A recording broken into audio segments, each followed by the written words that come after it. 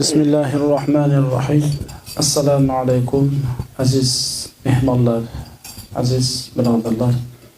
Allohni siz bizlarga bergan ne'matlari juda ham ko'p.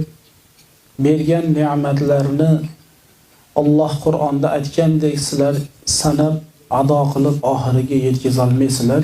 Shu berilgan ne'matlardan eng katta bir ne'mat iymon, islom.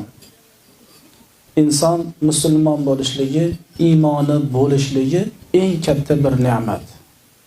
Nima ish qilsa qilsin, iymoni bor jannatga kun kelib kiradi. Nima ish qilsa qilsin, iymoni yo'q, u jannatga kira olmaydi.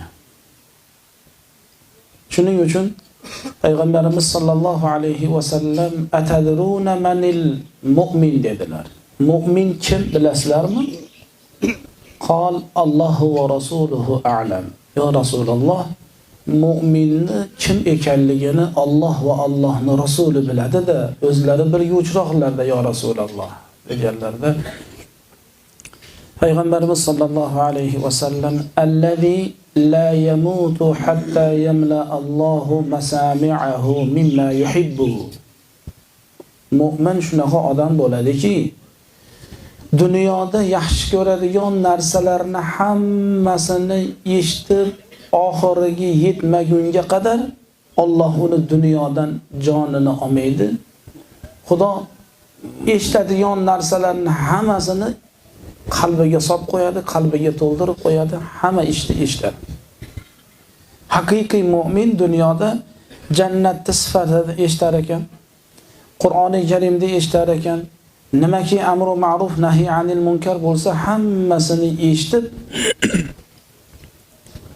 dunyoda rohat topib, ana endi uni boradigan makoni, manzili jannat bo'lar ekan.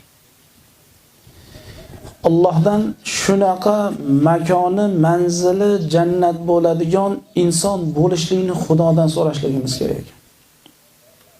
Xudo hammamizga nasib qilsin, ilohim. Chunki dunyoda inson ibodat, taqvo, diyonat, Allohdan qo'rqish, ibodatlarning rohati, lazzati, mazasini Xudodan so'rash kerak. Namoz o'qisa lazzat topmaydi. Qur'on o'qisa lazzat topmaydi. Qachon topadi? Namozda ixlos bo'lsa.